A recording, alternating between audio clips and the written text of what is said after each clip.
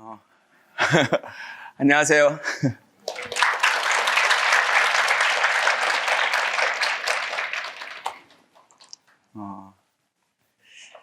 지금 들어오셔서 이렇게 막 찬송이 울려 퍼지는 걸 보시면서 교회 다니시는 분들은 은혜롭다 이렇게 생각하셨겠지만, 또 이제 종교가 없으시거나 다른 종교를 믿으시는 분들은 들어오면서 약간 어색하고 불편한 느낌도 들었을 것 같아요. 왜냐하면 저도 종교가 없었기 때문에 이제 이런 곳에 가서 막 어떤 분들이 막 하나님이 계신 것처럼, 뭐 성경이 마치 진리인 것처럼 막 얘기할 때 많이 불편했거든요.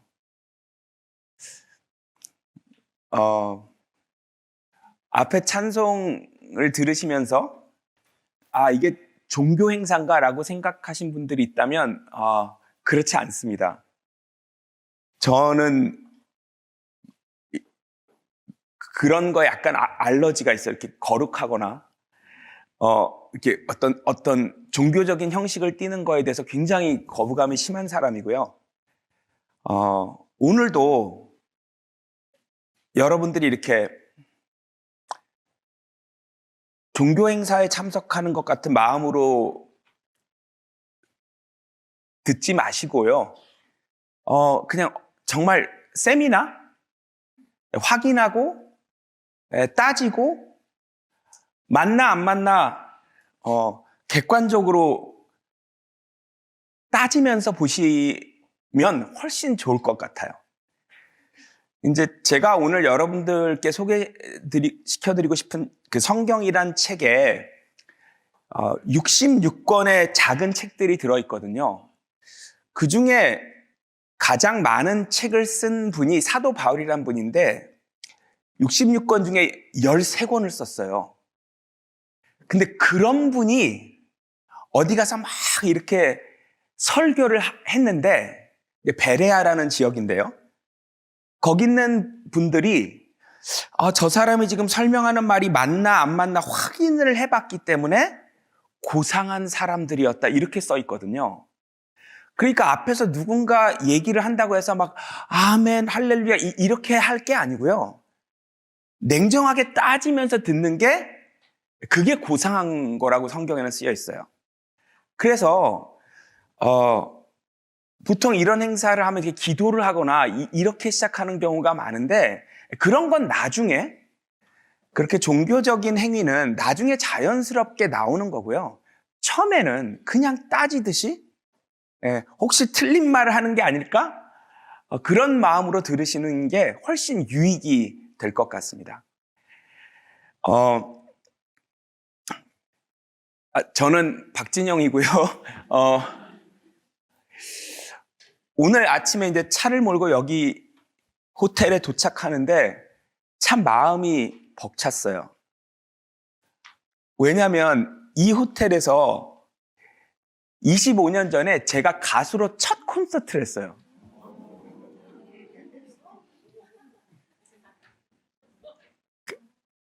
도대체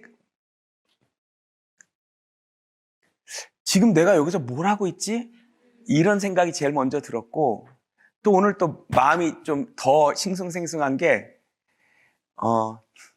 그때 함께 저와 춤을 췄던 친구가 와 있거든요. 네, 제 소중한 친구이자 그때부터 쭉 춤을 이제 그때 같이 췄던. 근데 한편으로는 그 친구 때문에 좀 불편해요. 왜냐면 그 친구가 제가 얼마나 못됐는지 알거든요. 그때도 지금도 저는 좀 이기적이고, 제가 뭘 생각할 때는 다른 사람이 안 보이고, 그래서 차가운 면도 정말 있고요.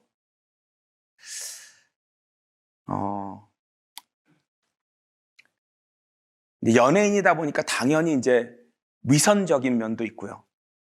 되게 저도 모르게 막 이렇게 착한 사람처럼, 겸손한 사람처럼 막 행동하고, 이제 이런 것들이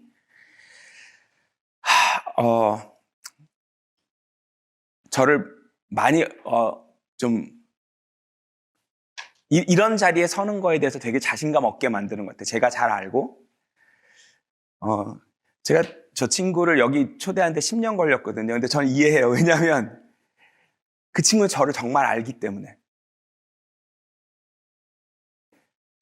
그럼에도 불구하고 제가 여기서 뭘 하고 있느냐.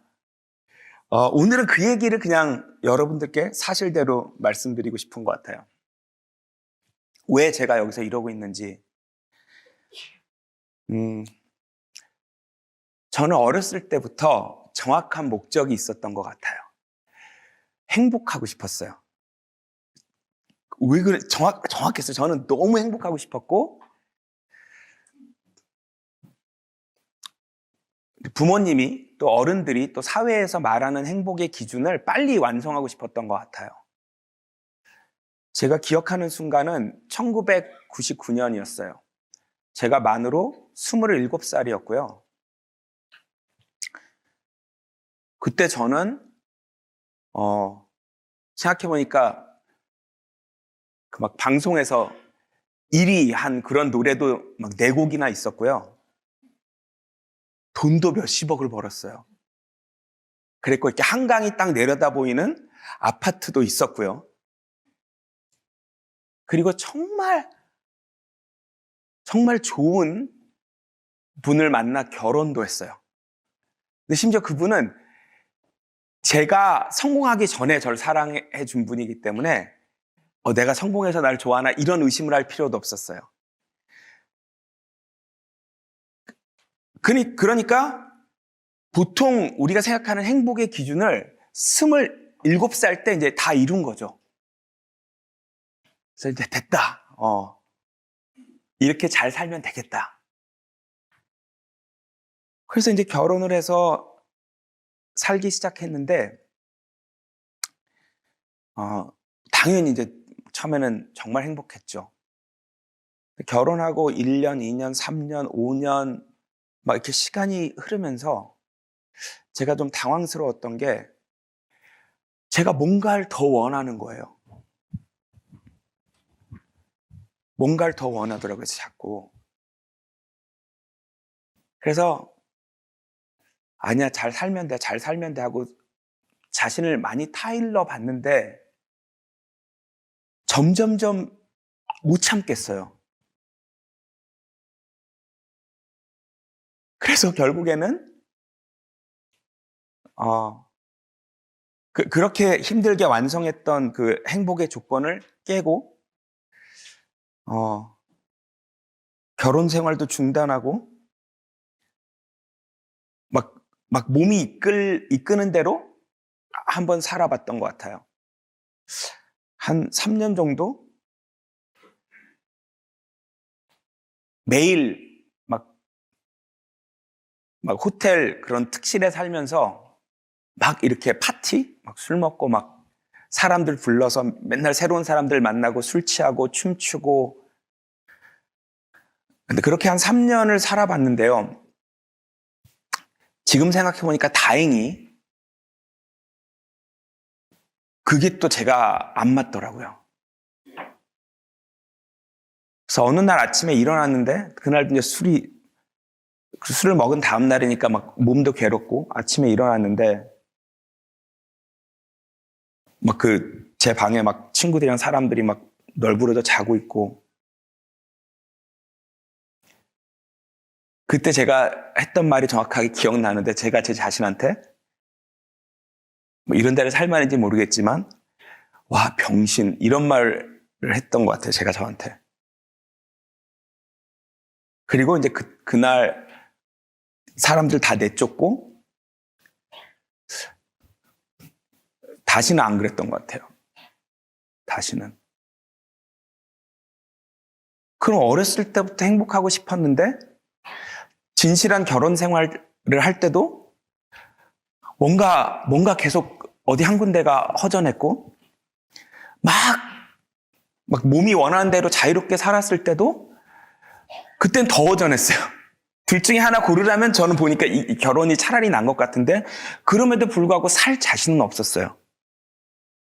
그래서 그냥 길을 잃었어요. 그래서 이제 오래 고민을 하다가 제가 생각해 보니까 결국은 이제 뭔가를 위해서 열심히 살아야 되는데 열심히 살 이유를 찾아야겠는 거예요. 살긴 살아야 하니까. 그리고 제 성격에 열심히 살아야 되는 성격인데 이유를 모르겠으니까.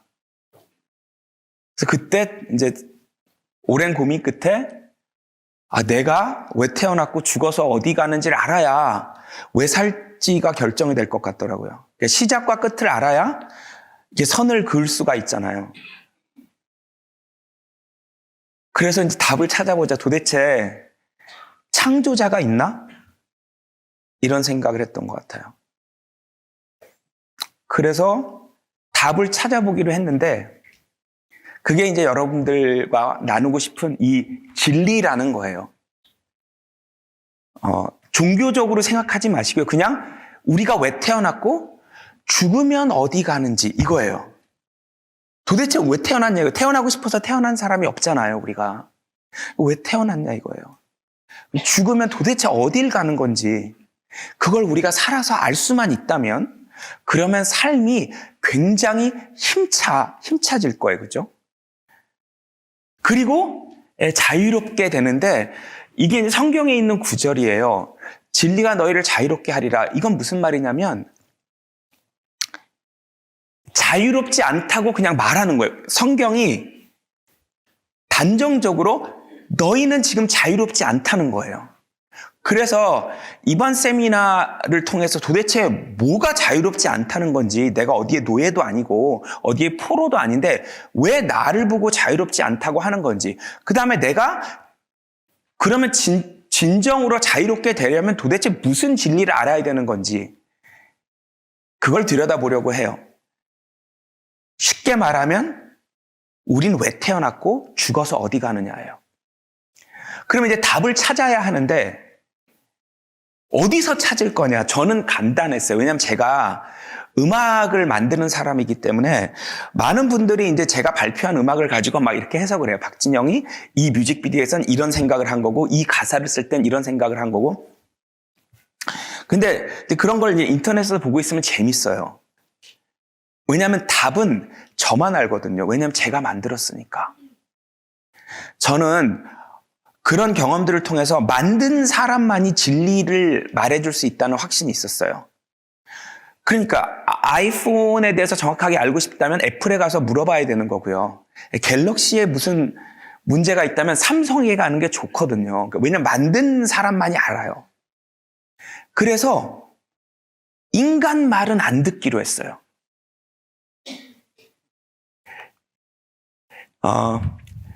리차드 파인만이라는 물리학자인데요. 아마 인류 역사상 가장 인정받고 사랑받는 과학자들을 꼽으라 그러면 이분 꼽는 분들도 꽤 많을 거예요. 이제 파인만 다이어그램이라고 굉장히 큰 업적을 남겼고 노벨 물리학상도 받은 분인데 저는 이분이 남긴 과학적인 업적보다도 이 말이 가장 소중한 유산이 아닌가 생각해요. 이 말은 이 파인만이 죽을 때 칠판에 써놓은 얘기예요. 돌아가실 때. 내가 만들 수 없는 걸 난 이해하지 못한다. 이 말이에요. 근데 파인만은 유대인이었음에도 불구하고 본인이 무신론자라고 말했던 사람이에요. 근데 도대체 왜 죽을 때 이런 말을 남기고 죽었을까? 맞아요. 만들 수 없는 거에 대해서 우리는 단정적으로 말할 수가 없어요. 짐작은 할 수 있지만. 그렇기 때문에 저 역시도 사람 말은 안 듣겠다라는 전제가 있었어요. 무조건 창조자를 찾는다라는 생각에 종교만 파고들기 시작했어요. 그래서 굉장히 많은 종교 경전들을 들여다봤는데요. 그 중에 한 책이 너무나 달랐어요. 다른 책들과. 책을 딱 폈을 때 첫 줄이 태초에 하나님께서 하늘과 땅을 창조하셨느니라 이렇게 시작을 하는 거예요. 그 다음에 이 우주를 어떻게 만들었는지 쫙 써놓는 거예요. 그 다음에 또 인간을 어떻게 만들었는지, 왜 만들었는지 쫙 써놨는데 이런 책이 지구상에 이 한 권밖에 없어요. 여러분 혹시 아셨어요? 지구상에 얼마나 많은 책이 있어요. 근데 이 우주와 인간을 내가 만들었고 어떻게 만들었고 왜 만들었는지 써놓은 책이 이 한 권이에요. 그래서 그게 정말 이상했어요. 왜 한 권일까? 만약에 이게 거짓말이라면 다른 책들도 있어야 하거든요. 근데 이게 우주를 어떻게 만들었는지 설명을 하려면 스케일이 너무 큰 거예요. 이게 인간이 거짓말로 하기에는 이게 감히 상상이 안 되는 거예요. 무슨 거짓말을 해야 될지. 태초라는 건 시간의 개념이고요. 하늘과 땅이라는 건 공간의 개념이에요. 시간과 공간을 창조하신 분이 있다는 거예요. 그리고 그분이 이 성경이라는 책을 인간에게 주셨다는 거예요. 왜? 내가 너희를 왜 만들었고 너희에게 원하는 게 무엇인지 얘기해 주고 싶어서.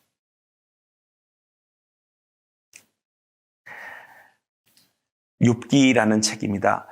지식이 없는 말로 이치를 어둡게 하는 이 자가 누구냐? 내가 땅의 기초들을 놓을 때 네가 어디 있었느냐? 너에게 명철이 있다면 분명히 밝히라. 누가 그 치수를 재었는지 네가 아느냐? 누가 그 위에 충량줄을 띄웠느냐? 인생이 이렇다. 야, 인생이란 건 이런 거야. 행복이란 건 이런 거야. 이렇게 말하는 사람이 누구냐 이거예요. 감히 인간 중에. 너희가 내가 우주를 만들 때 있었니? 이 말이에요. 근데 더 충격적인 건 우주를 만들 때 치수를 재면서 치수대로 만들었다는 얘기가 좀 충격적이었어요. 아, 우주에 무슨 치수가 있어?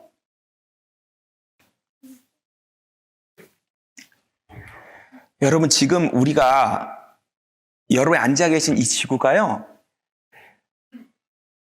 보잉 747 비행기 2배 속도로 이렇게 돌고 있어요. 뱅뱅뱅뱅뱅. 그 다음에 보잉 747의 120배로 태양 주위를 돌고 있어요.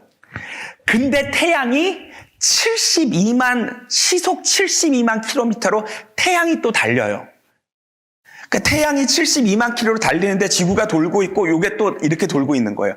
근데 태양과 지구 사이의 거리가 1억 4,800만 킬로미터인데요. 이게 절대 안 변해요. 여러분, 태양에 조금 더 가까워지면 우리 어떻게 되는 줄 아세요? 타 죽어요. 조금만 멀어지면 어떻게 되는 줄 아세요? 얼어 죽어요. 이 사이에 끈이 없어요. 근데 어떻게 이게 유지가 되냐고요, 거리가. 여러분, 이거 시속 10만 킬로로 돌고 있는데요. 왜 우리가 못 느끼냐면요. 속도가 조금도 변하지 않아요. 갑자기 약간 빨라진다, 우리 갑자기 뒤로 다 튕겨나가요. 조금만 느려진다, 우리 앞으로 다 튕겨나가요. 자전속도, 공전속도가 조금도 변화가 없어요. 어떻게 이러죠? 치수대로 움직이니까.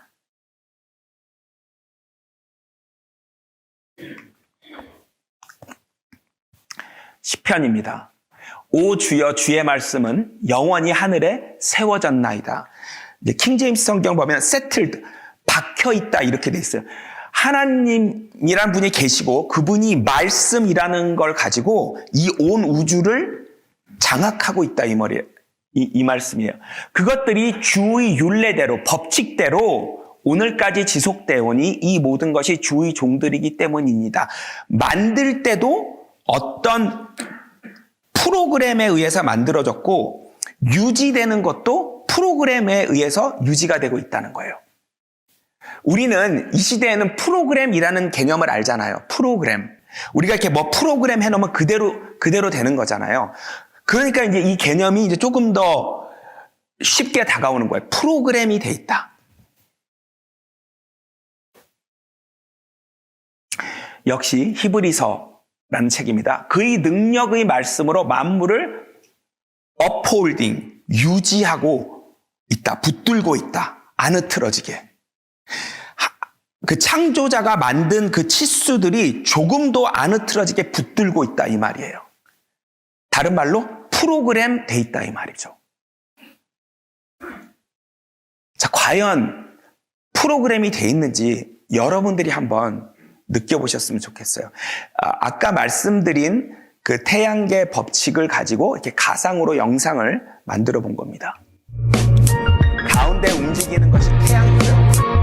태양에서 세 번째 돌고 있는 저 별이 지구이고 여러분들이 앉아 계신 지금 이 별입니다.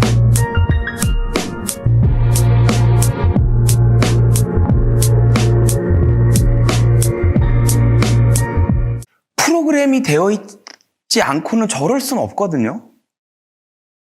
두 가지 질문. 첫째, 왜 안 흐트러지죠? 두 번째, 왜 다른 별하고 안 부딪히죠? 우주에 별이 몇 개인데요? 아니, 저러고 다니는데 왜 다른 별하고 안 부딪혀요? 프로그램이 되어 있다는 것은 프로그래머가 있다는 얘기입니다. 그 프로그래머를 창조자라고 하고 그분이 인간에게 준 책이 성경입니다. 다른 어떤 책도 이 우주의 창조, 인간의 창조를 설명할 수 없습니다. 시편입니다. 그가 그의 계명을 땅에 보내시니 그의 말씀이 매우 빨리 퍼지는도다. 그가 양털 같은 눈을 내리시고 하얀 서리를 재같이 흩으시며 그가 그의 말씀을 보내셔서 그것들을 녹이시고 그의 바람을 불게 하시니 물이 되어 흐르는도다. 지금 계절의 변화도 말씀, 즉 프로그램 해놓은 대로 돌아간다는 겁니다. 여러분 지금 이제 봄이 오죠? 그것도 프로그램대로 되는 것입니다. 이 책은 우주 창조만 설명하는 것이 아니라 우리를 어떻게 만들었는지도 설명합니다. 창세기입니다. 주 하나님께서 땅의 흙으로 사람을 지으시고 그의 콧구멍에다 생명의 호흡을 불어넣으시니 사람이 살아있는 혼이 되었더라. 살아있다라는 말 뜻이 무엇인지 이번 세미나를 통해서 좀 다르게 생각하게 되실 거예요. 이 살아있는 혼이 되기 전에도 사람은 살아있었습니다. 우리가 아는 개념의 생명은 있었죠. 근데 살아있던 사람이 진짜 살아있게 됐다는 거예요. 이 얘기는 나중에 자세히 설명드리고요. 우선 알 수 있는 게 뭐예요? 흙으로 만들었다는 거예요. 사람은 흙으로 만들었다. 자, 이게 기원전 1500년에 쓰여진 거예요. 지금으로부터 3500년 전에 어떻게 이런 말을 쓸 수 있었을까요? 자, 사람하고 흙의 성분 비교해 보세요. 공통 성분이 이렇게 많습니다. 그래서 사람이 죽어서 시체가 이제 썩으면 그냥 흙이 되는 거예요. 사람이 흙으로 만들어졌다. 그냥 창조자니까 정확하게 말씀해 주시는 거예요.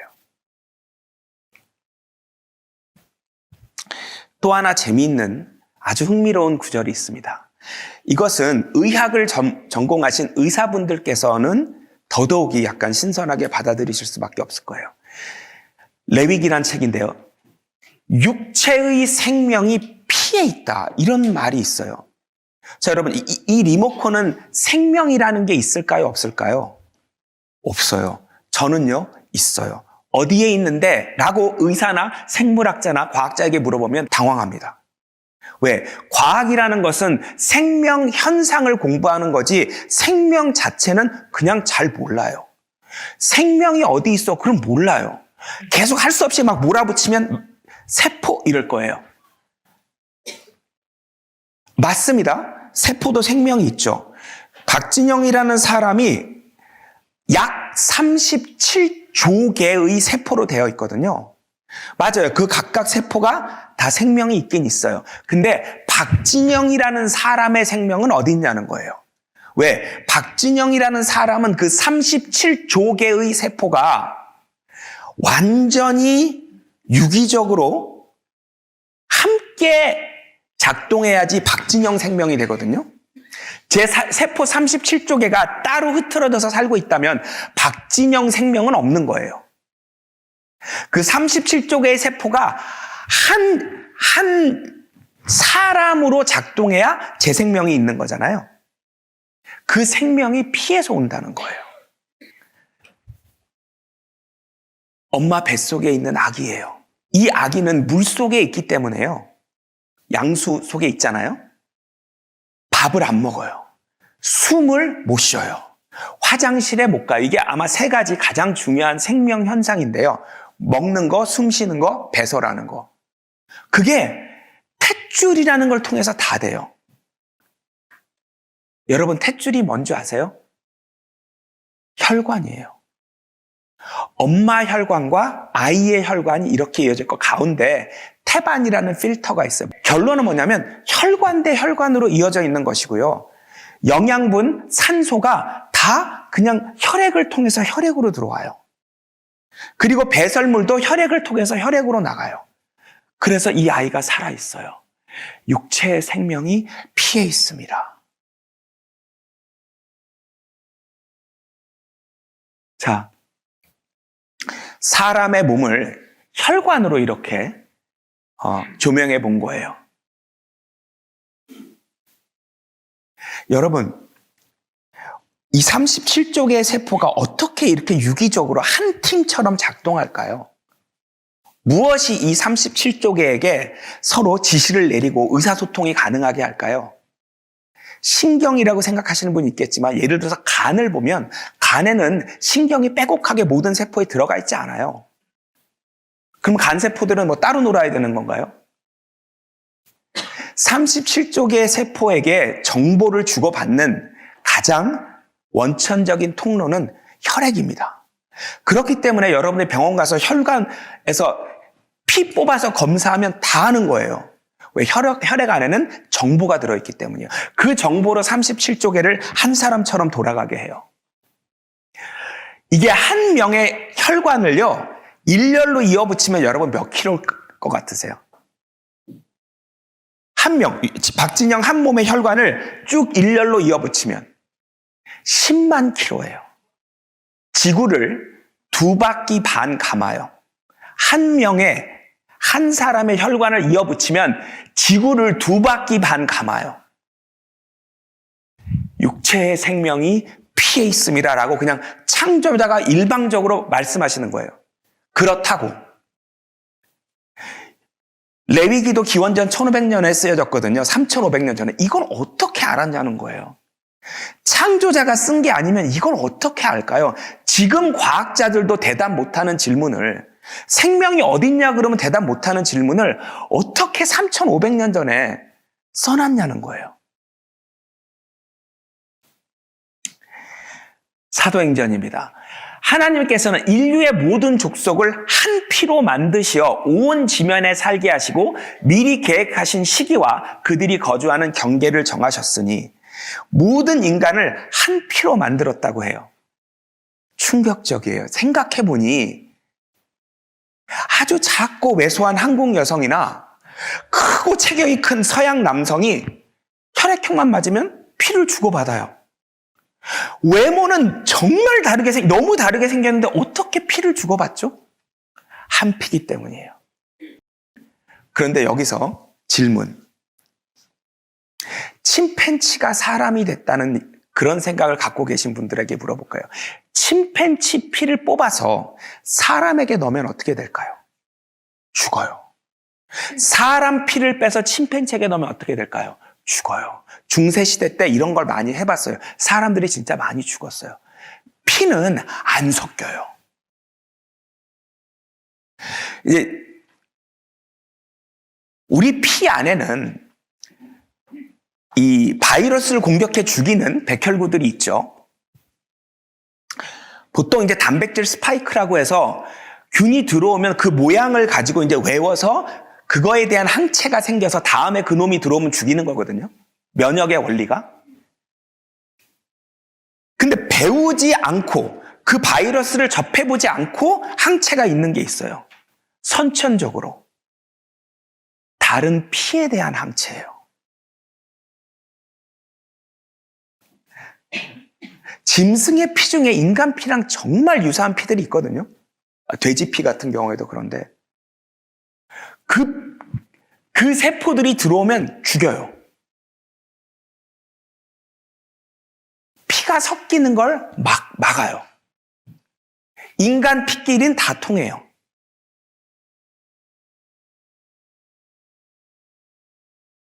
다윈이라는 학자가 이제 갈라파고스 군도에 가가지고 새들을 보고 요걸 많이 쓰는 놈은 요게 발달하고 요걸 많이 쓰면 발달해서 그래서 이렇게 진화가 됐구나.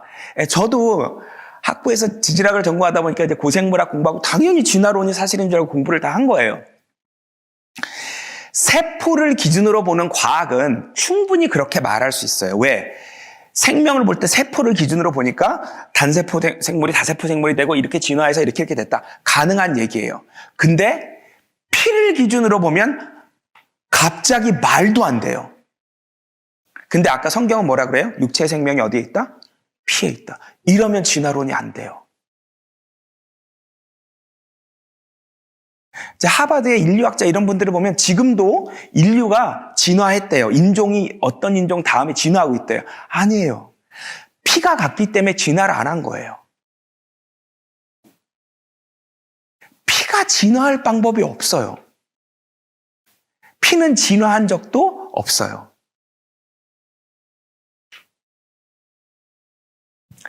창세기입니다. 하나님께서 땅의 짐승을 그 종류대로, 가축을 그 종류대로, 땅 위를 기어다니는 모든 것을 그 종류대로 만드시니라. 하나님께서 보시니 그것이 좋았더라. 하나님께서 자신의 형상대로 사람을 창조하셨으니 곧 하나님의 형상대로 그를 창조하셨으며 그들을 남자와 여자로 창조하셨느니라. 종류대로, 종류대로, 종류대로 인간만 하나님을 닮게. 이게 창조자가 말하는 진리예요. 그리고 이 종류를 지키는 것이 피예요. 그래서 피가 안 섞이는 거예요.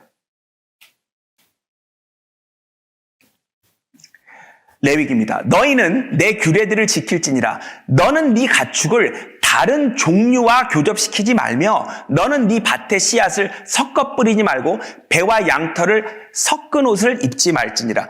하나님은 종이 섞이는 걸 싫어하세요. 창조자는 종이 섞이는 걸 싫어하세요. 그래서 피가 섞일 수 없게 했고, 피가 다른 생명체끼리는 교합을 해도 성관계를 가져도 생명이 생기지 않아요. 여러분, 침팬치랑 사람이 잠자리를 해서 생명이 탄생합니까? 이런 말 하면 꼭 누가 그래요? 호랑이랑 사자가 새끼를 낳았어요. 같은 종이에요. 새끼가 생기면 같은 종이에요. 인간들은 다른 종으로 나눠놨겠지만 하나님은 같은 종이라는 거예요. 생명체가 생기면 같은 종, 생명체가 안 생기면 다른 종, 이렇게 보시면 됩니다. 인간의 종의 구분과 하나님의 종의 구분이 달라서 그러는 거예요.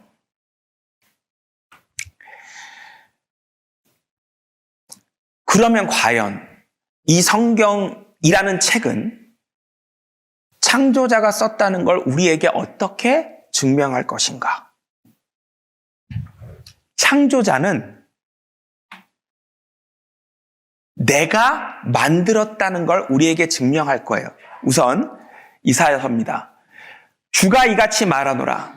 내 아들들에 관하여 다가올 일들을 나에게 묻고 내 손으로 할 일에 관하여 너희는 내게 명하라. 내가 땅을 만들었고 그 위에 사람을 창조하였느니라. 내가 내 손으로 하늘들을 펼쳤으며, 성경에는 하늘이 3개가 나옵니다. 이 대기권, 그 다음에 우주 바깥에 하나님 계신 곳, 셋째 하늘이라고 해요. 아무튼 그래서 하늘들을 펼쳤으며 내가 그 모든 군상들에게도 명하였도다.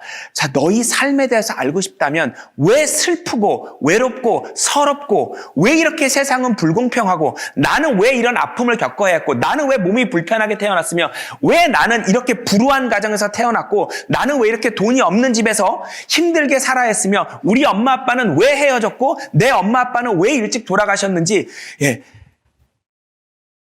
한번 물어봐 달라는 거예요. 나한테. 저 말고요. 예, 하나님이 자기에게 물어봐 달라는 거예요. 왜? 내가 만들었기 때문에 좀 물어보란 얘기예요.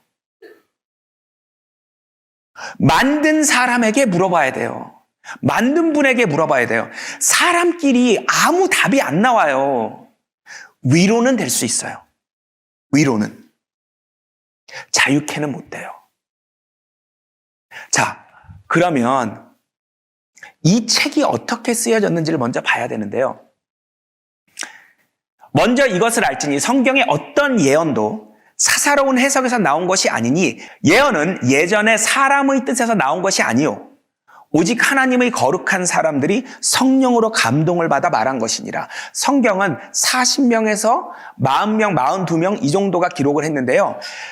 모든 사람이 성령이라는 안 보이는 하나님의 힘에 의해서 받아 말한 거래요. 쓴 건 사람이 썼지만 저자는 창조자예요.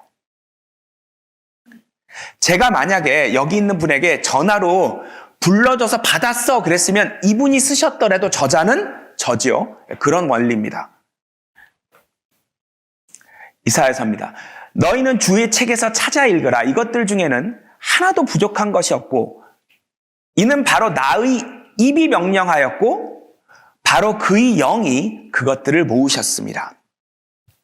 성경은 66권의 작은 책들로 되어 있는데 어느 책이 이 성경에 들어갈지 어느 책이 빠져야 할지 그것이 만들어지는 과정을 보면 이렇게 성경학자들이 모여서 이건 넣어 이건 빼 했는데 그때 하나님이 그 사람들의 마음을 움직여서 그 안에 들어가야 될 책과 빠져야 될 책을 하나님이 결정하셨다는 거예요.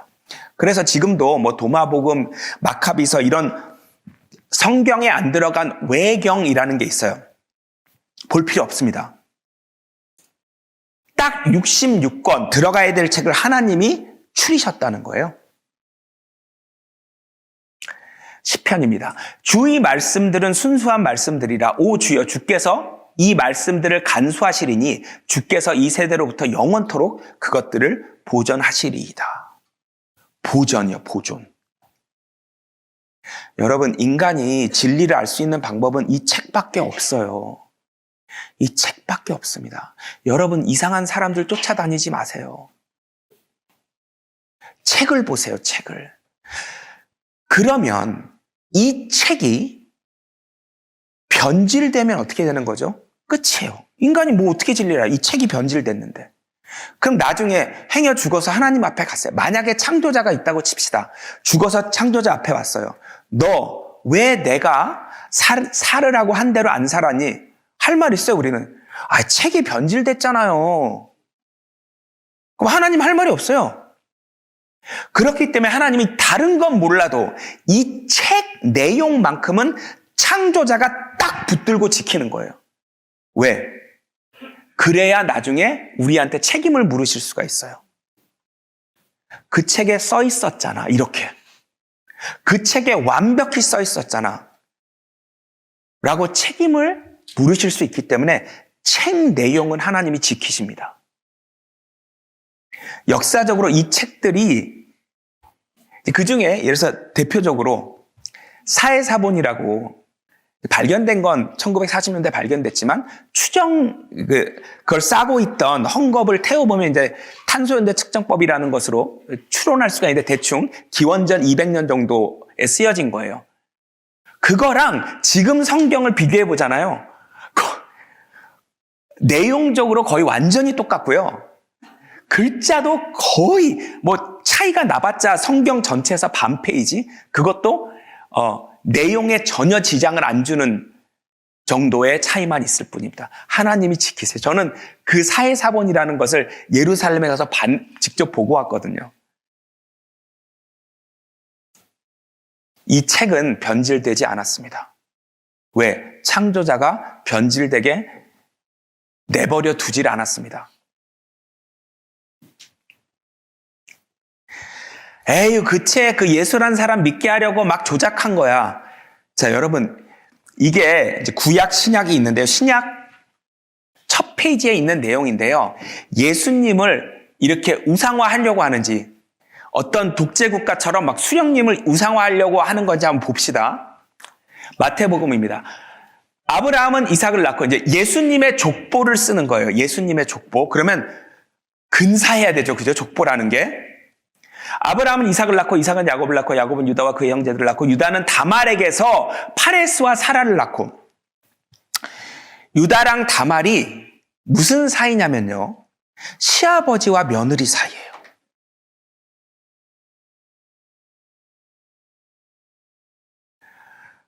여러분, 저는 저희 어머니와 저희 할아버지께서 잠자리를 가지셔서 저를 낳았습니다. 세상에 이런 끔찍한 족보가 어디 있습니까? 여러분 같으면 이걸 족보에 그냥 두시겠어요? 네? 살몬은 라합에게서 보아스를 낳고 라합은 창녀입니다. 여러분, 사실 저희 할머님이 몸을 파시던 분인데요. 여러분 그냥 두시겠어요, 족보에? 보아스는 룻에게서 오벳을 낳고 룻은 이방인이에요. 유대인이 아니에요. 유대인 아닌 사람들을 성경에서 이방인이라고 하는데요. 유대인들은 이방인을 뭐라고 부르냐면요. 개들이라고 불러요. 개. 멍멍 짖는 개들이라고 불러요. 족보 중에 개가 끼어 있는 거예요. 이게 우상화예요. 다윗 왕은 우리야의 아내였던 여인에게서 솔로몬을 낳고, 아니 여러분, 이게 유대인들이 가장 존경하는 두 왕이에요.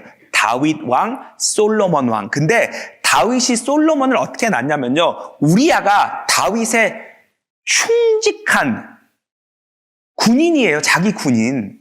전쟁터에 나가서 자기를 위해 목숨 걸고 싸우고 있는 군인이 우리야인데 그 아내를 뺏었어요. 그 다음에 이걸 덮으려고 우리야를 일부러 죽여요. 못된 사람의 아내를 뺏어도 나쁜 일인데 자기 충성스러운 군인의 아내를 뺏은 다음에 이걸 덮으려고 자기 군인을 죽였어요. 그 족보에서 난 게 예수님이에요. 여러분, 우상화의 노력이 보입니까? 이런 천박한 족보는 없어요. 세상에 어떤 족보도 이거보다 천박할 수는 없어요. 성경을 또 정말 제대로 공부해 보시면 이게 그냥 사실대로 썼다고밖에 볼 수가 없어요. 뭘 꾸미려고 하는 게 없어요. 이건 솔직해도 너무 솔직한 거예요. 여기서 태어난 거예요. 예수님의 족보. 글쓴 이들의 태도를 볼 수 있는 대목입니다. 어떤 태도로 썼는지.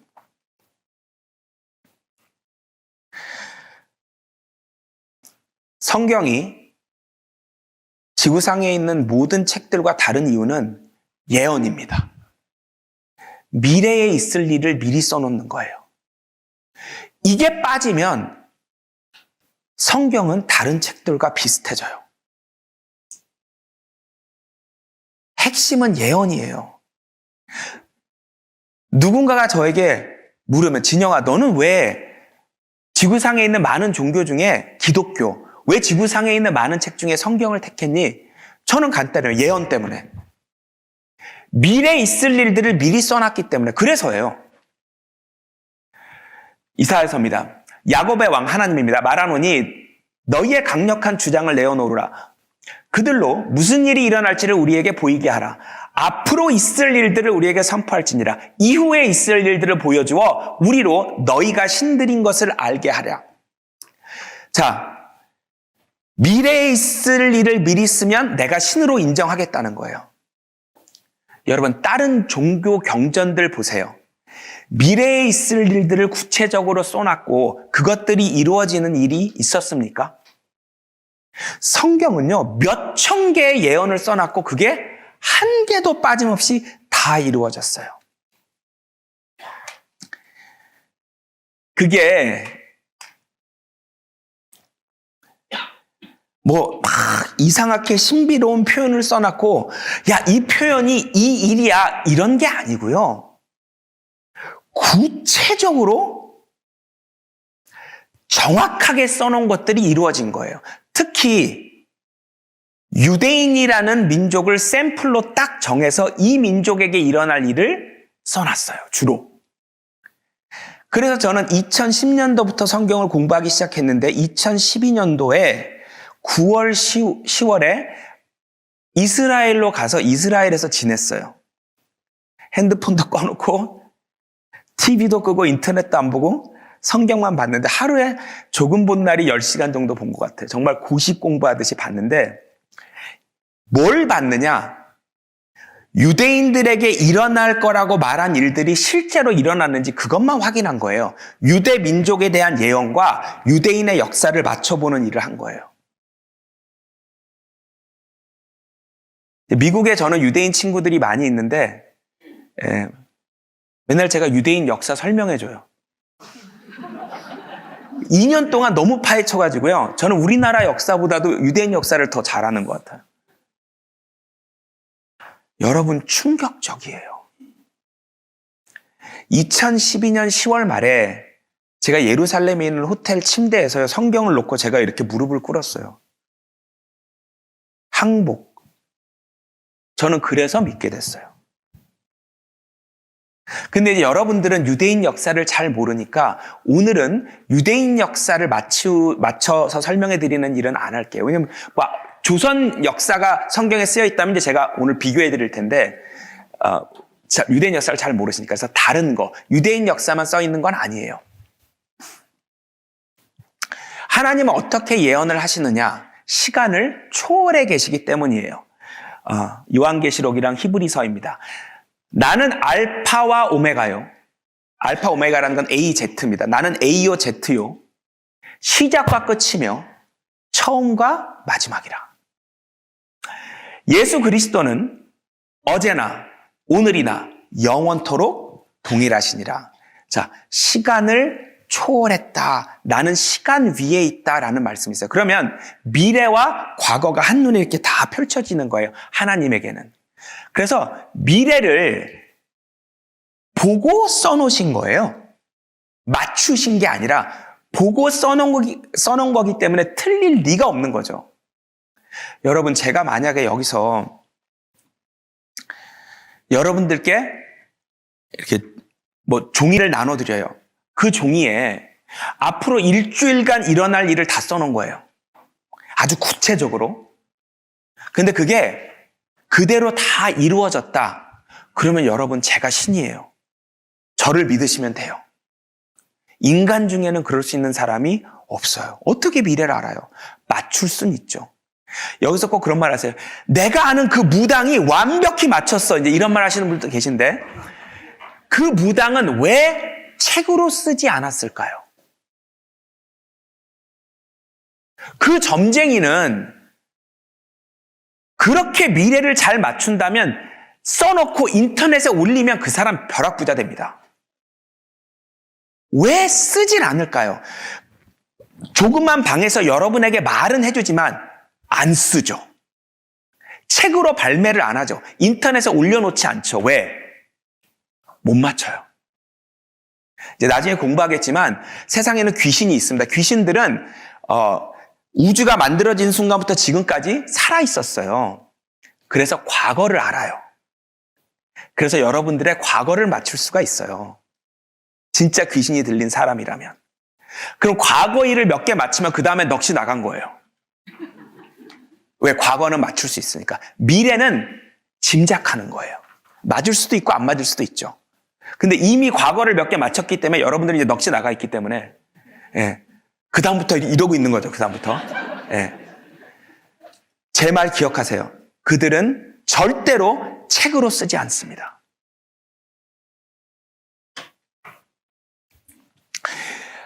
성경에는 우리가 지금 향해 가고 있는 미래에 대해서 써놓은 게 있어요. 요한계시록입니다. 그 짐승이 이제 온 세상을 이 짐승이라는 존재가 다스릴 거라는 얘기예요.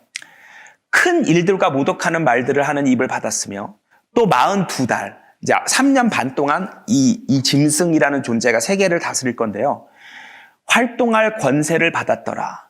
모든 족속과 언어와 민족을 다스리는 권세를 받았더라. 그가 모든 자, 즉 작은 자나 큰 자, 부자나 가난한 자, 자유자나 종이나 그들의 오른손이나 이마에 표를 받게 하고 그 표나 그 짐승의 이름이나 그의 이름의 숫자를 지닌 사람을 제외하고는 아무도 사거나 팔 수 없게 할 거라는 거예요. 손에 무슨 표를 받아야 되고 그 표를 통해서만 물건을 사거나 팔 수 있게 하겠다는 거예요. 그래야 80억 명의 인구를 통제할 수가 있거든요. 여러분, 요한계시록이라는 책은 지금으로부터 2000년 전에 쓰여진 거예요. 여러분, 2000년 전에 손에다 무슨 표를 받아서 물건을 파고 살 거라고 써놓은 거예요. 한 정부가 온 지구를 다스릴 거라고 써놓은 거예요. 2000년 전에. 자, 지금 일어나고 있는 일입니다.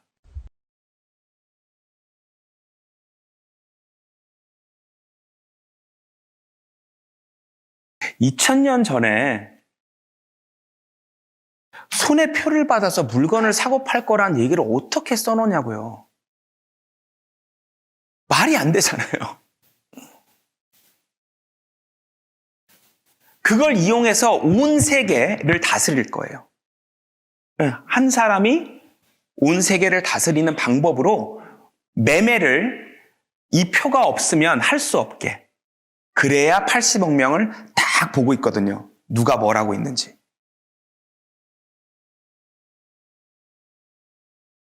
(2000년) 전에 쓰여진 책이에요.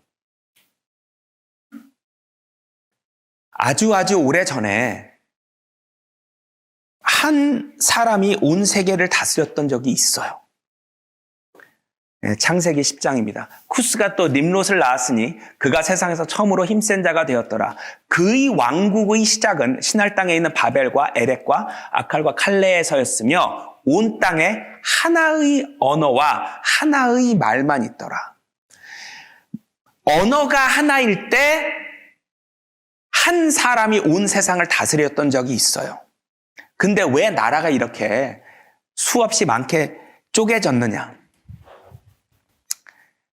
또 그들이 말하기를 가서 우리를 위하여 도성과 탑을 세우되 탑 꼭대기가 하늘에 닿도록 하여 우리의 이름을 내자. 주께서 말씀하시기를 보라, 백성이 하나요 그들 모두가 한 언어를 가졌기에 이런 일을 시작하였으니 가자, 우리가 내려가서 거기에서 그들의 언어를 혼란시켜 그들이 서로의 말을 알아듣지 못하게 하자 하시고 주께서 그들을 그곳에서 온 지면에다 멀리 흩으시니 그래서 이 많은 나라가 탄생한 것입니다. 언어 때문에.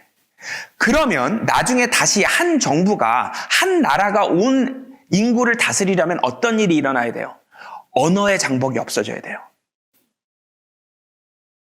여러분 유튜브 보시면 댓글 이상한 말이 쓰여 있어서 모르겠는데 영어로 번역 단추를 탁 누르면 그냥 영어로 바뀌어요. 이제는 점점점 언어의 장벽이 없어져요. 여러분 여행 다닐 때 이거 얼마예요? 핸드폰에다 말하면 바로 말해주죠. 이제는 언어의 장벽이 없어지고 있어요. 통역사가 이제 점점 필요가 없어지고 있어요. 또 전 세계가 한 정부, 한 시스템으로 돌아가려면 자꾸 국가들의 기능이 죽어야 돼요. 자, 한국은 이 화폐 다니고 미국은 달러였어요. 이제는 가상화폐, 비트코인 같이 전 세계적으로 통용되는 화폐가 나와요. 또 미디어도 한국은 KBS, 미국은 CNN이었는데 이제 유튜브, 넷플릭스 전 세계적인 플랫폼이 생기고 있어요. 통신사, 한국은 SKT, 미국은 버라이즌이었는데 이제 텔레그램, 카카오톡 이런 메신저 서비스로 국가 단위가 사라지고 있어요. 마지막으로 여러분 주민등록번호 더 많이 쓰세요? 구글 아이디 더 많이 쓰세요? 구글 아이디 더 많이 써요. 국가의 기능이 점점 약화되고 있어요. 여러분 유럽 나라들이 EC라는 경제 공동체를 이룰 때부터 저는 약간 이상했어요. 어떻게 화폐가 통일이 되지? 여러분 한국 화폐랑 일본 화폐랑 중국 화폐 통일시킨다고 생각해 보세요. 아니 조세 정책부터 화폐 정책부터 이게 어떻게 통일이? 근데 그 많은 유럽 나라들이 유로화로 화폐를 통일하더니 그 뒤에 이 씨가 뭐가 됐어요? 이제 EU가 됐어요. 군사 공동체까지 됐어요. 세계가 어디로 가고 있는 것 같아요? 한 정부가 다스릴 수 있는 그런 인프라스트럭처가 차곡차곡 만들어져 가고 있는 거예요. 그걸 2000년 전에 그냥 성경에 써놨어요. 한 나라가 다스릴 거라고. 자, 그리로 향해 가고 있는 거예요. 부인할 수가 없어요. 성경을 누가 읽으라고 해서 이제 펴본 거예요. 아, 나 마음의 위로를 나 너무 힘들어. 성경을 좀 읽어봐야지. 아담이 930살을 살았고, 에이씨! 이해가 가요. 말도 안 되는 소리에 무슨 사람이 930살. 근데 막 정확하게 써서 930, 912, 900 막 써있다 갑자기 딱 어느 순간 400대로 인간의 수명이 반으로 줄어요. 또 어떤 순간에 딱 또 반으로 줄더니 점점 변해서 지금 우리 나이가 된 거예요. 성경에서 왜 아담이 930살을 살았다고 써놨을까요? 사실이니까. 사실이어서 써놓은 거예요. 아니 그냥 93세라고 써놨으면 훨씬 더 많은 사람이 믿을 텐데 왜 930이라고 써놔가지고 수많은 사람들을 돌아서게 하냐 이거예요. 사실인데 어떡해요. 자, 그러면 이 두 시점에 무슨 일이 있었냐 이거예요. BC 2350년, BC 2220년에 무슨 사건이 있었어요. 첫째, 노아라는 사람 때, 두 번째, 벨렉이라는 사람 때 있었는데, 첫째, 노아의 홍수 때는 성경을 보면 지축이 23.5도 기운 거예요. 그 전에는 지축이 똑바로 서 있었어요. 여러분, 지축이 기울면서 무슨 일이 일어났을까요? 계절이 생긴 거예요. 그전에는요, 봄, 여름, 가을, 겨울 계절이 없었어요. 그 다음에 성경에 보면 이 하늘, 우리가 보는 그 하늘 바깥에 물띠가 있었대요. 수증기띠 아니면 물띠가 있었다는 거예요. 그것이 우주로부터 들어오는 수많은 유해 광선을 차단시켜줬고 또 대기권의 산소 농도가 지금보다 압도적으로 높았어요. 그걸 어떻게 하냐면요. 옛날 화석들 중에 기포가 들어있는 화석들이 있거든요. 그 안에 공기를 분석해보면 산소 농도가 지금이랑 비교가 안 돼요. 그래서 옛날 화석 보면 잠자리가 이만하잖아요. 근데 과학은 처음부터 23.5도였었다는 전제하에 추론을 하는 거예요. 그러니까 지구 연대가 45억 년이 나오고 막 그러는 거예요. 자, 이 두 가지 사건이 있으면서 수명이 반으로 준 거예요. 창세기입니다. 하나님께서 말씀하시기를 물들 가운데 창공이 있으라. 하나님께서 창공을 만드시고 창공 위에 있는 물들에서 창공 아래에 있는 물들을 나누시니 그대로 됐냐. 이는 주 하나님께서 땅 위에 비를 주시지 않았으며 다만 땅에서 안개가 올라와서 온 지면을 적시더라. 여러분, 비가 없었던 때가 있어요. 그래서 이제 노아란 사람이 여러분 이제 비가 내릴 거예요. 빨리 제가 만든 방주에 타세요. 그 사람들이 왜 안 탔냐면요. 비가 뭔데? 비라는 걸 본 적이 없기 때문에 무슨 말인지 모르고 있는 거예요. 하늘에서 물이 떨어진다고 왜? 근데 물이 쏟아진 거예요. 물이 온 땅을 다 덮었는데 다시 땅이 나오려면 어떻게 돼요? 지축을 기울여서 양극지방으로 물을 끌어올려야 돼요. 그래서 다시 땅이 나온 거고 그래서 지축이 기울어졌어야만 했던 거예요. 자, 보십시다. 창세기입니다. 노아의 생이 600세 되던 해 그날의 모든 큰 기품의 샘들이 터지고 하늘의 창들이 열렸으니 비가 땅에 40일 낮과 40일 밤을 내렸더라. 이렇게 해서 지구를 둘러싸고 있던 그 보호막이 사라지면서 인간의 수명이 반으로 준 겁니다. 그래서 이제 홍수 끝나고 창세기 8장에 7장이 홍수거든요.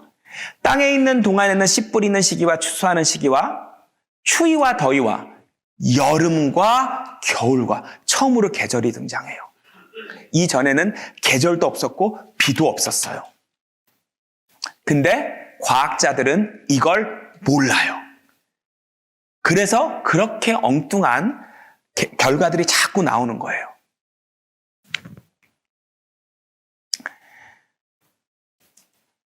창세기에도 있고 역대상이라는 두 군데 이 구절이 나오는데요. 에벨은 두 아들을 낳았는데 한 아들의 이름은 펠렉이라 하였으니 그때 땅이 나뉘었음이요. 무슨 말이에요? 6대6이 하나였다는 거예요. 이건 여러분 고등학교 때 배웠잖아요. 판구조론 배울 때 원래 하나였다는 거잖아요. 이건 이제 과학도 다 그렇게 말해요. 근데 성경에 땅이 하나였다고. 기원전 1500년, 지금으로부터 3500년 전에 땅이 하나였다고 써놓은 거예요. 이건 이제 당연히 지층들 비교해보면 다 맞거든요.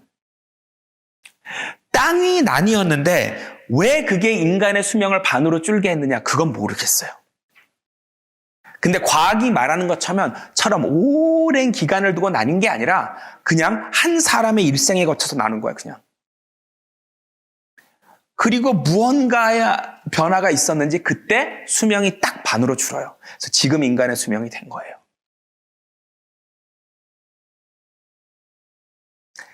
나중에 예수라는 분이 이 땅에 다시 오셔서 직접 이 온 세상을 다스리실 때가 와요. 그때 인간 다시 영원히 살 수 있거든요. 그때 일어나는 일을 써놓은 거예요. 요한계시록입니다. 하늘의 별들이 마치 무화과 나무가 강한 바람에 흔들려 설익은 무화과가 떨어지듯이 땅에 떨어지며, 여러분 기울어져 있던 지구가 갑자기 똑바로 서면 별이 어떻게 보이겠어요? 쏟아지는 것처럼 보인단 말이에요. 이렇게 쓰면 별이 우르르 쏟아지는 것처럼 보이겠죠. 또 모든 산과 섬도 각각 제자리에서 옮겨졌으니 두 가지 일이 일어난다는 거예요. 노아 홍수 전에 그 상황으로 돌아가려면 두 가지 일이 일어나야 되고, 지축이 다시 서고 땅이 다시 하나가 되고. 그래서 이제 예수라는 분이 다스릴 거란 얘기입니다.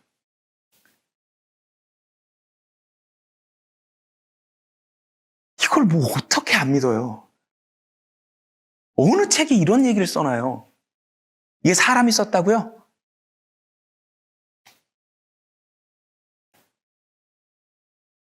여러분, 이 책은 창조자가 인간에게 주신 책이에요. 다른 책은 없어요. 아니, 제가 왜 이러고 있겠어요? 아니, 여러분 들어오실 때 돈 내고 들어오시지 않았잖아요. 제가 콘서트처럼 몇만 원씩 받고 지금 돈 벌려고 하는 건 아니잖아요. 저는 돈 쓰면서 해요.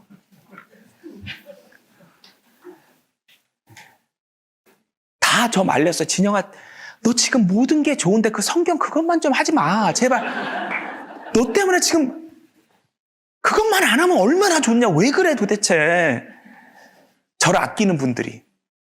너 무슨 이단에 빠졌다 사입이다 얼마나 말이 많은 줄 알아. 제발 좀 그만해. 아, 그냥 교회를 다녀. 교회 많잖아. 성당을 가거나. 여러분, 이 책은 저는 제 목숨을 걸고 여러 개 말씀드렸어요. 이거는 창조자가 인간에게 준 책이에요. 사람이 쓴 거 아니에요. 저 과학 전공했거든요. 뭐 지금 현대 물리학의 아주 기본이 되는 이론 중에 하나입니다. 표준 모형이라는 건데요. 소립자 물리학의 표준 모형은 자연계의 기본 입자와 중력을 제외한 강한 상호작용, 약한 상호작용, 전자기 상호작용을 다루는 게이지 이론이다. 그래서 이 온 우주가 어떤 입자들로 돼 있다는 거예요. 그걸 이제 물질 입자들이라고 하고, 그 물질 사이의 관계를 규정하는 힘이 4가지가 있어요. 여러분 과학 시간에 배웠었죠. 강력, 전자기력, 양력, 중력. 이게 자연계에 있는 4가지 힘이거든요. 근데 과학은 강한 상호작용, 강력, 양력, 전자기력은 밝혀냈어요. 그 힘을 전달하는 매개 입자까지 밝혀냈어요. 중력은요, 과학자들이 포기한 거 아세요?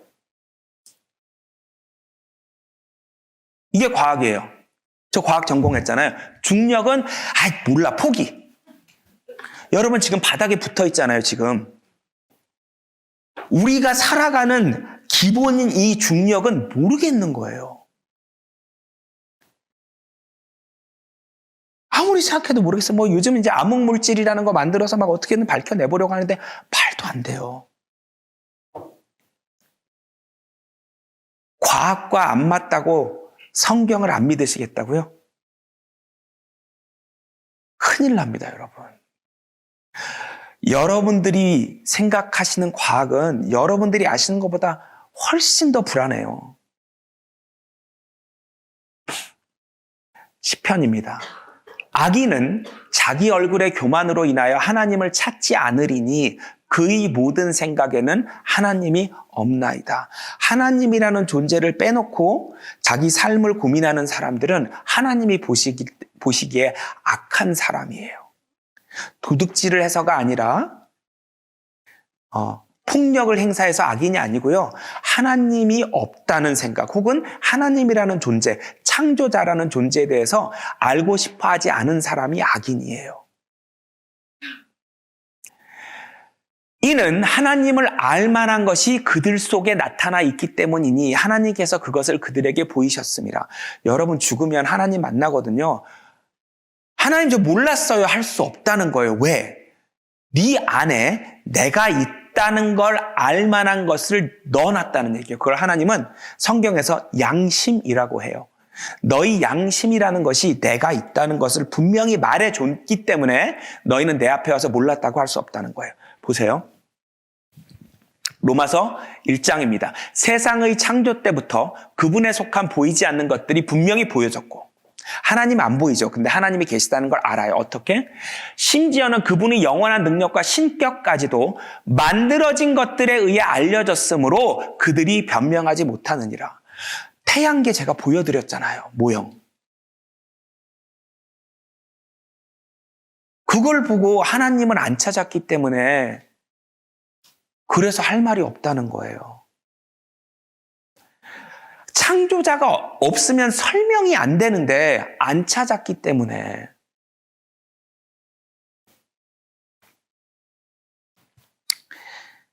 시편입니다. 하나님께서 하늘에서 사람의 자손들을 내려다보시어 깨닫는 자와 하나님을 찾는 자가 있는지 보려 하셨으나 깨닫는 건 뭐냐면 가만히 있어.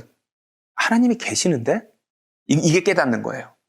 가만히 있어. 하나님이 계시는데? 내가 그동안 하나님을 안 찾았네? 하나님이 계시는데? 그럼 나한테 원하시는 게 뭐지? 하고 찾는 사람. 그 사람이 있는지 이렇게 보고 계신 거예요, 맨날. 네, 짝사랑도 이런 짝사랑이 없어요.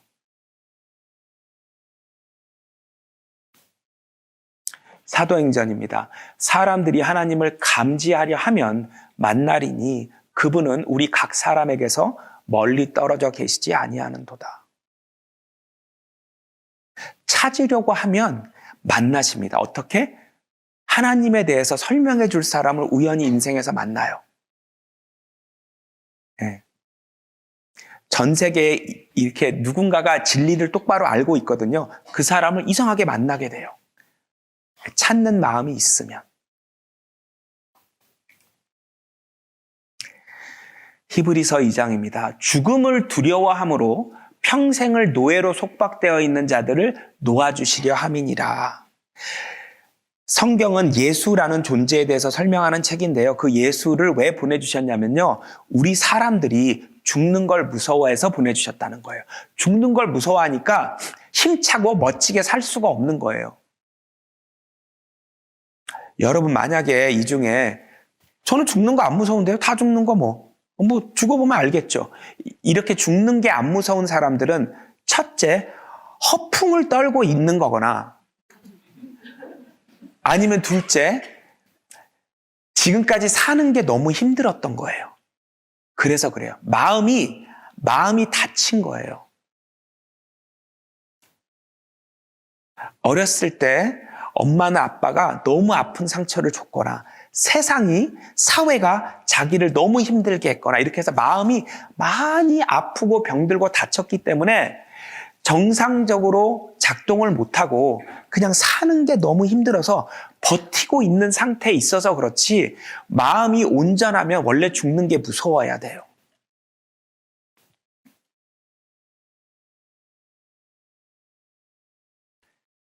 요한복음입니다. 성경을 상고하라. 상고라는 거는 상세히 고찰하다. 영어로는 그냥 search, 뒤져봐라 이렇게 돼 있어요. 성경을 뒤져봐라. 이는 너희가 성경에 영생이 있다고 생각함이니 내가 그들에게 영생을 주노니 그들은 영원히 멸망하지 않을 것이며 또 아무도 나의 손에서 그들을 빼앗지 못할 것이니라. 여러분, 영생이라는 게 있어요. 어떤 분은 그러시더라고요. 제가 아는 저희 친척분이신데요. 이 얘기를 했더니 야, 뭘 또 살아. 그분이 인생이 너무 힘드셨던 분이거든요. 정말 이제 60대신데요. 좀 말도 못할 일들이 있었어요. 그분 인생에. 그래서 진심이었던 거예요. 야, 뭘 또 사니. 좀 끝났으면 좋겠어 이제. 이러시더라고요. 너무 이해가 됐어요. 여러분, 근데 이 영생이라는 건 이런 우주에서 이런 몸을 가지고 이렇게 나쁜 사람들 속에서 사는 그런 영생이 아니에요. 다른 세상에서 살아요. 그 세상은 이런 세상처럼 사람을 아프게 하지 않아요. 네. 영생이라는 게 있고 지구상에서 어떤 책도 영생을 줄 수가 없어요. 성경 외에는. 감동을 줄 수도 있고요. 교훈을 줄 수도 있고요. 위로를 줄 수도 있고 지식을 줄 수도 있고 지혜를 줄 수도 있지만 영생은 못 줘요. 성경은 영생을 얻으라고 주신 책입니다. 자, 영생은 어떻게 얻게 되냐면요. 성경에는 약속들이 있어요. 볼게요.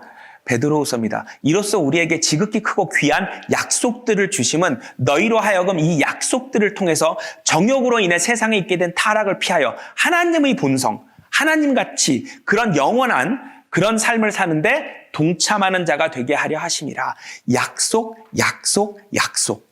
자, 성경을 뭐라 그래요? 구약, 신약 이렇게 불러요. 이 약자가 뭐예요? 약속할 때 약자예요.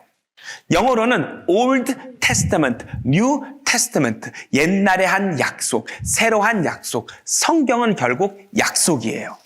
창조자가 여러분 한 분 한 분에게 하는 약속이에요.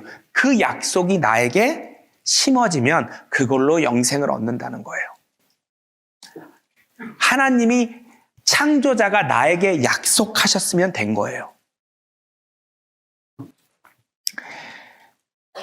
이사야서입니다. 악인은 자기의 길을, 불의한 사람은 자기의 생각들을 버리고 주께로 돌아오라. 하늘들이 땅보다 높음 같이 내 길이 너희 길보다 높으며 내 생각이 너희 생각보다 높음이라.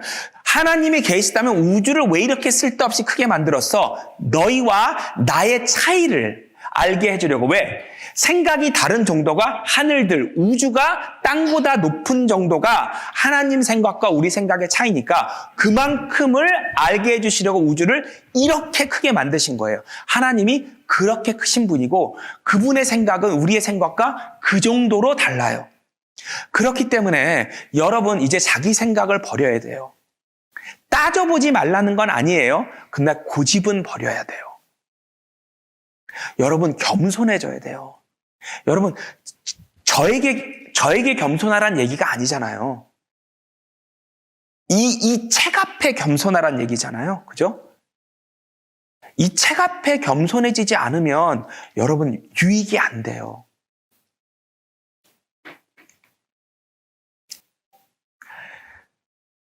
창조자 하나님은 어떤 분이신지 성경에 나와 있어요. 로마서입니다. 그렇다면 우리가 무슨 말을 하리요? 하나님께 불의가 있느냐? 결코 그럴 수 없느니라.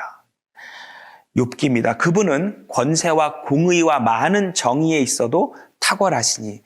여러분 하나님이 완전히 공평하시고 공정하세요. 자, 여러분 지금 우리의 삶, 이 세상을 보면 당연히 공정하지 않아 보여요. 그런데 여러분 조금만 마음을 열고 이 세미나 끝까지 보시면 왜 공정한지 분명히 아시게 됩니다. 그 억울하고 세상을 상대로 가졌던 그 슬프고 서러운 마음이 싹 사라지실 거예요. 에스겔서입니다. 이스라엘 집은 말하기를, 사람들이 말하기를 주의 길은 공평치 아니하다 하는도다. 오 이스라엘 집아, 나의 길이 공평치 아니하냐? 너희 길이 불공평한 것이 아니냐? 여러분, 우리가 공평을 알아요? 뭐가 공평한 거예요? 우리는 공평이 뭔지 몰라요. 인간은 정의를 모르죠. 어떻게 알아요? 우리가 뭐가 정의로운지. 그것 때문에 서로 죽이고 살리고 한 거잖아요. 인류 역사 동안. 인간은 모릅니다.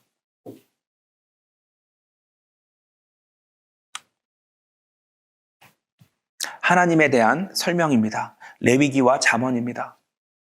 너희는 재판에 있어서나 자로 재는 일이나 저울로 다는 일이나 측정하는 일에 어떤 불의도 행하지 말라. 너희는 공정한 저울과 공정한 추와 공정한 에바와 공정한 흰, 에바와 흰은 다 측정 단위입니다. 흰을 사용할지니라.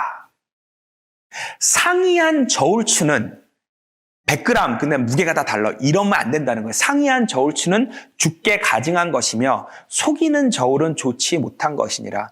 하나님은 평가를 공정하게 해주신답니다. 완전히 공정하게. 여러분, 너무 위로가 되지 않나요? 이게 사실이면. 여러분, 뭐가 제일 서운했어요? 남들이 몰라주는 게 서운했잖아요. 남들이 오해하는 게 서운했잖아요. 세상이 불공평하게 평가하는 게 서운했던 거잖아요. 하나님은 완전히 공정하게 여러분 한 분 한 분을 평가해 주신대요.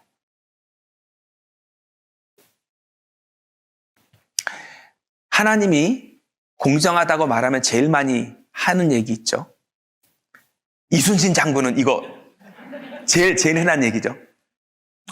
네, 사도행전입니다.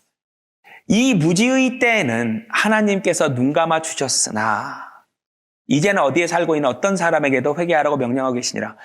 시대적으로, 공간적으로 하나님의 진리를 알 수 없던 환경에 있었던 사람들이 있습니다. 그것도 하나님의 전체 계획 속에 있어야 할 사람들인데요. 그 사람들은 다 천국에 갑니다. 또 신명기입니다. 그날에 선악 간에 지식이 없었던 너희 자녀들은 그리로 들어갈 것이니, 그리라는 게 가나안 땅인데 결국 하나님 나라의 그림자예요. 상징이에요. 내가 그 땅을 그들에게 주어 그들로 그것을 소유하게 하리라. 선악을 판단할 수 없었던 아이들, 이게 정확하게 몇 살까지냐? 저희는 모르죠. 하나님은 정확하게 아세요. 몇 살까지인지. 사람마다 다르겠죠. 선악을 판단하는 나이까지 살지 못한 그런 아이들, 전쟁터에서 태어나서 죽었거나 혹은 지적 장애가 있게 태어난 사람들은 다 천국에 갑니다. 그럼 그 사람들을 왜 만들었어요? 그것도 이유가 있습니다. 다만 여러분들이 생각하시는 것보다 하나님은 완벽하게 치밀하게 다 대책이 있고 대안이 있다는 걸 여러분 꼭 아셨으면 좋겠어요. 이제는 그럼 이거는, 그럼 저거는 그만하시고 여러분만 생각하세요. 이순신 장군 천국 갔나 지옥 갔나 그만 고민하세요. 그건 하나님이 알아서 하십니다. 우리 옆집에 있는 그 지적 장애에 있는 그 친구는 하나님이 알아서 하십니다. 제발 여러분만 돌아보세요. 여러분만.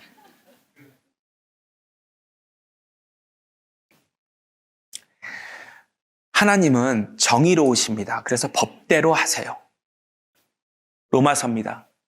죄의 대가는 사망이요, 이렇게 돼 있습니다. 큰 죄의 대가는이 아니에요. 그냥 죄의 대가는이에요. 야고보서입니다. 누구든지 율법 전체를 지키다가 하나를 범하면 전체를 범한 자가 되느니라. 여러분, 죄를 많이 지은 사람과 죄를 조금 지은 사람이 하나님 앞에 판결이 같대요? 다르대요? 같습니다.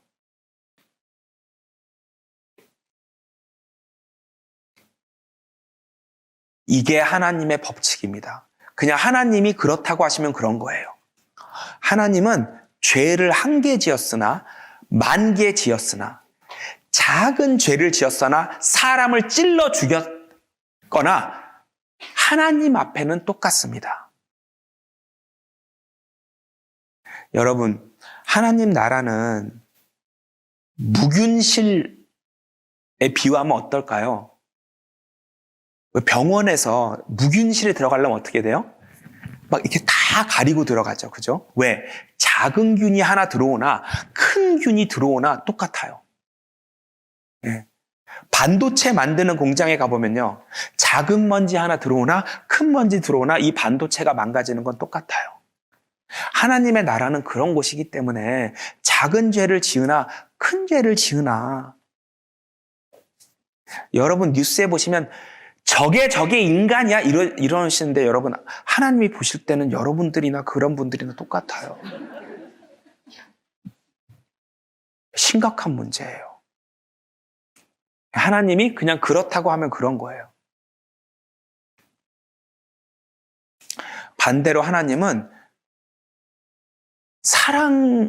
사랑이세요. 하나님 자체가. 요한 1서입니다. 사랑하는 자들아 우리가 서로 사랑하자. 이는 사랑이 하나님께 속한 것이기 때문이라. 사랑하지 아니하는 자는 하나님을 알지 못하나니 하나님은 사랑이시기 때문이라. 자, 하나님은 정의로우신데 또 사랑이 넘쳐요. 그래서 딜레마에 빠지셨어요. 사랑하는 사람이 죄를 지으면 어떡하죠? 봐주면 어머 사랑하는구나 그럴 텐데 정의롭지 않아 이럴 거예요. 그죠? 또 반대로 죽이면 정의롭다 하지만 어머 사람이 어떻게 저렇게 차가워 이럴 거란 말이에요. 대통령이 사랑하는 자기 아들이 마약을 했어. 근데 예를 들어서 법이 마약한 사람 추방시켜야 돼. 그러면 어떻게 해야 돼요? 자기 사랑하는 아들을 추방시키다니 어머 무슨 아빠가 자식을 저렇게 냉정해 이럴 거고 또 봐주면 정의롭지 않다고 할 거잖아요. 그러니까 하나님이 그 딜레마가 있으신 거예요. 주께서는 공의를 사랑하시고 그의 성도들을 버리지 아니하시나니. 그럼 성도가 죄를 지면 어떻게 해야 돼요? 에스겔서입니다. 악인이 죽는 것을 내가 어찌 조금이라도 기뻐하겠느냐? 주 하나님이 말하노라. 악인이 죽어야 되거든요. 원래는 정의가 실현되려면 악인은 죽어야 돼요. 근데 하나님이 싫대요. 그건 또 왜? 사랑하니까. 이게 하나님이 처하신 딜레마예요. 그 딜레마를 어떻게 푸셨는지 아는 게 성경 공부의 핵심입니다.